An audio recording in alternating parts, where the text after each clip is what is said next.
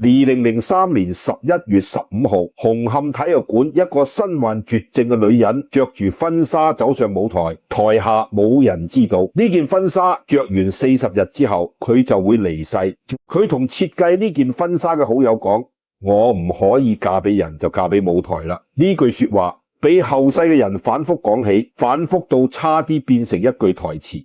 但今日我話俾你知，佢講呢句說話嘅時候，冇煽情，冇眼淚，甚至冇停頓，就好似講一件早就諗好咗嘅事。一個4歲半就出嚟賣唱養家嘅細路喺舞台上面企咗36年，佢幫過嘅人半個娛樂圈都裝唔落，佢愛過嘅人9段感情全部都無疾而終，佢最想要嘅嘢，一個家，一個細路，一件屬於自己嘅婚紗，一樣都冇得到。佢走嗰日600幾個明星嚟送佢，但係佢一直等嘅嗰個人由始至終都冇喺現實生活入面出現過。如果你睇過佢最後嗰場演唱會嘅 DVD， 你會喺某一個瞬間停低，問自己點解咁好嘅人偏偏一樣想要嘅嘢都得唔到。今日我唔想講八卦，我想講一個規律，唔係好人有好報。嗰類老說話係得失有時差。呢個道理，如果你都相信一個人得到啲乜，就會有啲乜被攞走，請喺評論區留低4個字：得失有命。好多講梅艷芳嘅人都由佢嘅童年開始講起。4歲半登台，屋企窮，父親早逝，同學嘲笑我唔想咁樣講，因為咁樣講你聽到嘅就只係一個苦命人嘅故事。但梅艷芳呢一生最唔需要嘅就係人哋嘅同情。我想換一個角度，倒轉過嚟睇佢嘅一生。2003年佢離世之前立咗一份遺囑，金錢交俾信託基金，母親每個月攞生活費，朋友劉培基得到2處物業，其餘嘅全部捐俾佛學機構。佢計得清清楚楚，因為佢太了解自己嘅家人，4歲半就開始養嘅嗰個家，到最後仲要靠佢去防。呢份遺囑係佢一生唯一嘅自私。佢終於決定唔好將最後1分錢都交俾嗰個從來冇真正愛過佢嘅家。然後我哋再往回睇，2003年秋天，佢宣布患上癌症，企喺朋友面前，佢話呢場仗我一定會打贏。但冇人知道佢口中講嘅打贏唔係打贏癌症，係打贏嗰8場演唱會。再往回睇，點解佢會拖到癌症晚期？因為5年之前醫生同佢講切除子宮就可以生存，佢拒絕咗。佢話佢好想有個細路，佢明明知道家姐梅愛芳就係死於呢個病，明明知道母親嗰邊嘅家族有呢個遺傳病史，但佢都係賭咗一鋪，賭輸咗。再往回睇，90年代初，佢愛近藤真彥，外道喺東京買樓，1年飛7次日本，後來發現自己被欺騙，佢執拾好嘢就走。從來冇鬧罵過一句。10幾年之後，佢病重，將治療推遲2個月，飛去日本見佢最後一面，喺佢面前化好妝，着上靚衫，笑足一整晚，半句都冇提自己身患重病。你睇倒轉過嚟睇佢呢一生，你會見到一個完全唔一樣嘅輪廓。佢呢一世一直喺度做一件事，將自己最想要嘅嘢主動讓出去。想要家就讓俾屋企人去爭，想要愛情就寧願自己受委屈都唔想對方難受，想要生存就將時間讓俾舞台同歌迷。佢唔係苦命，佢係太滿到完全冇留位置俾自己。而家我先同你講佢嘅開端。1963年佢喺香港旺角花園街出世，父親喺佢出世之前出海，就從此冇返嚟。母親一個人湊大4個仔女，屋企開咗一間殘舊嘅歌舞團，賺到嘅錢連食飯都唔夠4歲半。佢開始登台唱歌，腳仲未夠到地下台下嘅人飲酒猜枚，冇人理會嗰個細路唱緊啲乜，但佢照樣唱，唔係因為中意，係因為唱完就可以攞錢翻屋企。翻學之後，同學叫佢歌女，佢唔夠膽還嘴，因為下晝仲有一場要唱。中學1年級就輟學，唔係唔想讀書，係屋企等住用佢賺翻嚟嘅錢買餸。佢對舞台嘅感情好複雜。後來一次訪問入面，佢講咗一句真心說話：我愛舞台。但我亦都恨過舞台，係佢令我好早就失去咗童年。但上天賜咗一把好聲音俾佢。1982年19歲新秀歌唱大賽，佢唱徐小鳳嘅《風嘅季節》，黃老俾滿分，顧嘉輝扣咗1分樂壇。兩位頂尖人物第一次聽佢唱歌，就被深深震撼。傳媒報道話，分數同亞軍拉開一大截，往後20年最受歡迎女歌星年年都係佢。紅館28場打破紀錄，影后同歌後同一年攞到今日都冇人可以打破。292場演唱會係全球華語女歌手最高紀錄。金針獎喺佢之前，上一個得到呢個獎嘅女歌手就係鄧麗君。最淺薄嘅家底行到事業最頂峰，天道俾咗佢最薄弱嘅根基，亦都俾咗佢無與倫比嘅才華。但命運嘅天平已經開始轉動。一邊太重，另一邊就一定要變輕。究竟邊一樣嘢被奪走？好多人講梅艷芳義薄雲天，呢4個字講得多，反而變得空泛。我同你講真實嘅事。有一年佢要拍胭脂扣，心入面認定一定要張國榮演12小，但兩個人唔屬於同一間公司，難度非常之大。換做其他人可能就此作罷，但梅艷芳唔會。佢走去同新藝城傾談，你哋借張國榮俾我，我就免費幫你哋拍一部戲，用自己嘅檔期交換。張國榮後來知道呢件事就話12少嘅戲份唔算多，但佢一定會參演，因為阿梅係用自己嘅合約換翻嚟，佢唔可以辜負後來嘅事。大家都知道胭脂扣令佢攞到3個影后，張國榮飾演嘅12小成為經典。呢部電影就係由兩個人互相扶持嘅情誼孕育出嚟，唔係商業操作，係真心義氣。胭脂扣之後幾十年，佢帶出嚟嘅梅家班、草蜢、許志安、何韻詩，全部都係佢親手發掘。提攜圈入面有人評價佢，寧願天下人負佢，佢都唔負天下人。呢句說話係劉德華講嘅。2003年佢離世嗰日，600幾個明星到場送別。600幾個人唔係因為佢紅，而係因為佢曾經幫過無數人。近藤真彥由日本飛過嚟，趴喺靈堂嘅玻璃上面，喊到站唔穩。趙文卓由國外趕返香港，花圈上面寫住6個字：此生至愛，一路好走。所有人都到齊，佢左臂子付出嘅一切全部都翻嚟，但係佢最渴望嘅嗰一份愛始終都冇出現。佢經歷過9段戀情，冇一段可以走到最後。最深刻嘅一段就係同近藤真彥80年代末日本當紅男藝人之一，兩個人喺東京一個派對相識。之後佢1年飛7次日本，仲喺東京買咗一間屋，唔係用嚟投資，係等佢演出完可以有一個地方相見。後來佢先發現喺日本仲有另一個女朋友陪住近藤真彥。佢半句質問都冇，執拾行李就返香港。好多年之後被問起呢段過往，佢只係淡淡咁講：我對佢咁好，佢都冇好好珍惜，唔係怨恨，只係一種淡然嘅感嘆。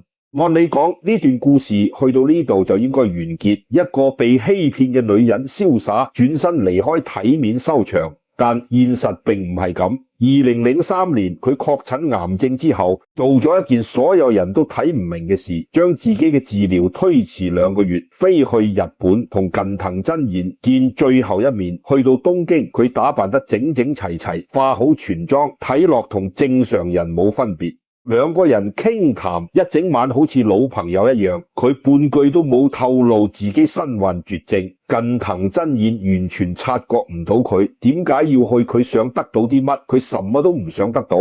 佢只係唔想自己曾經愛過嘅人，多年之後突然收到自己離世嘅消息，連最後一面都見唔到佢，唔想佢傷心難過。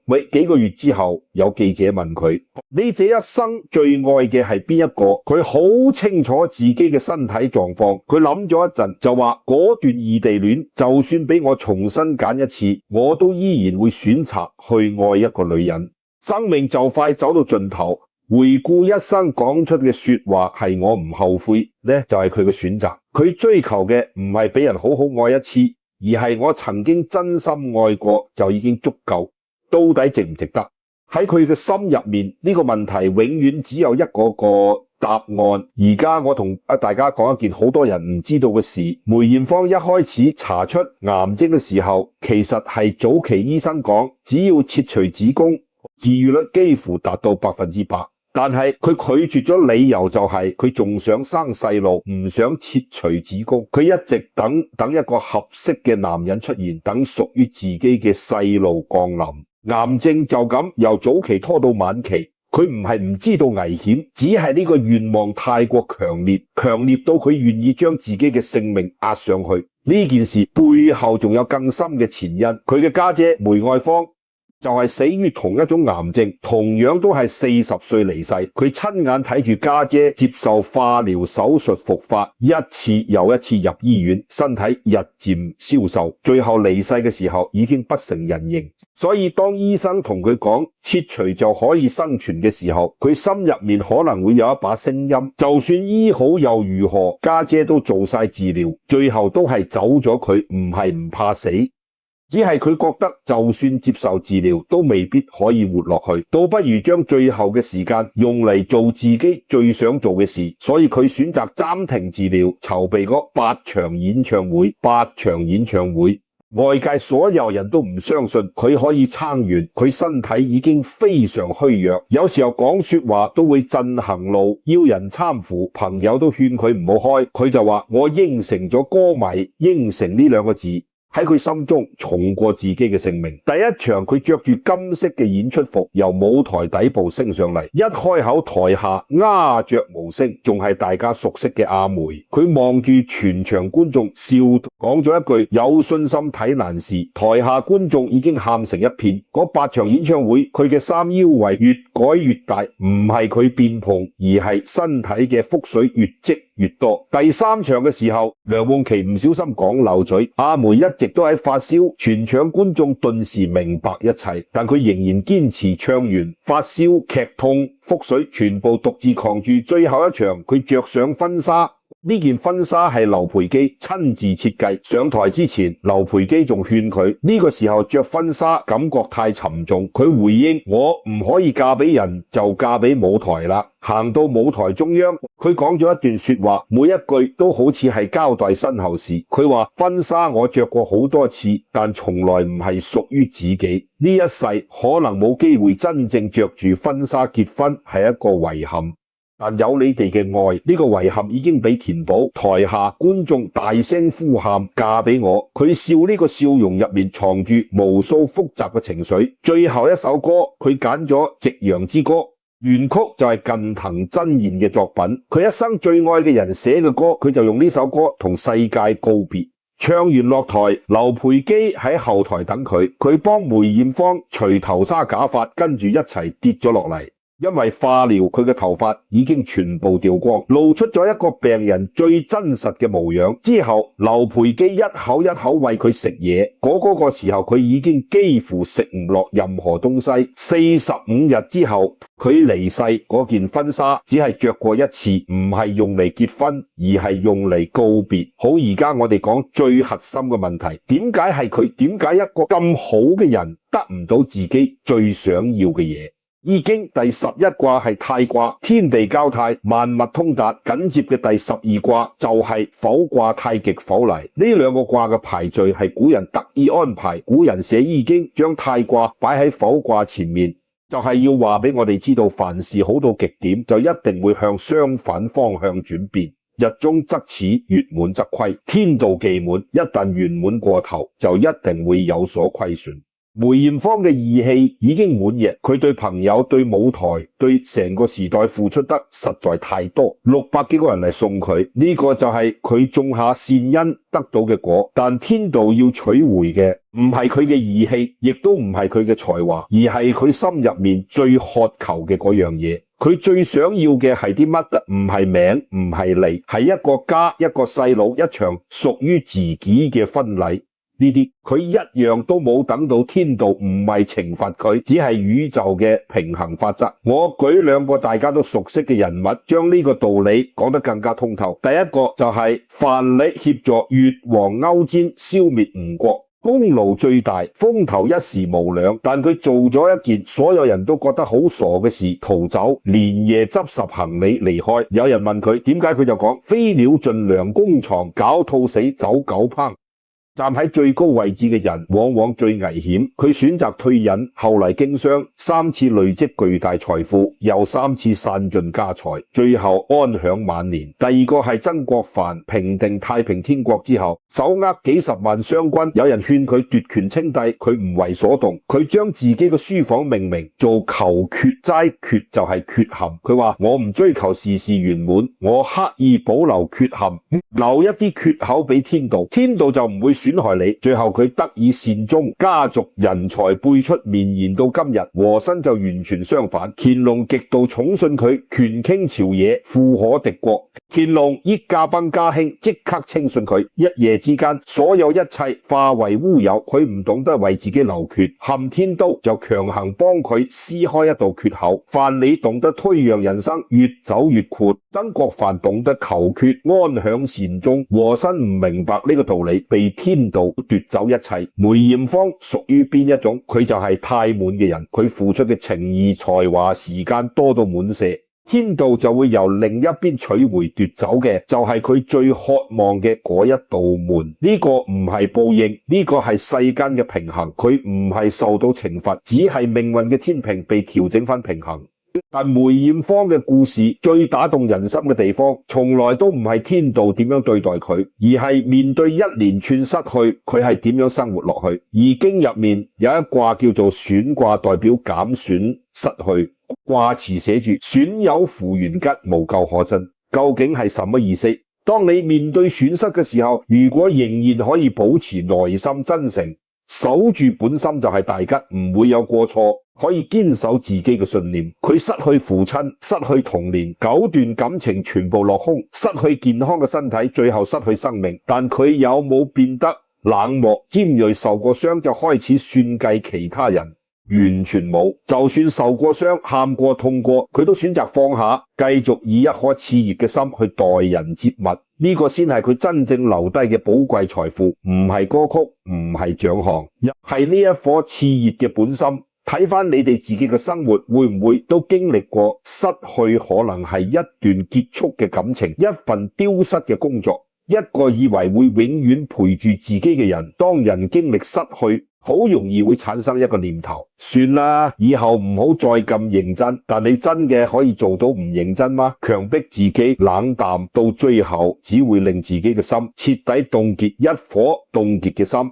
外面嘅溫暖入唔到自己嘅善意，亦都出唔到。梅艷芳用佢40年嘅一生話俾我哋知：受傷可以喊，可以痛苦，可以行一段好難嘅路，但千祈唔好閂埋自己嘅內心。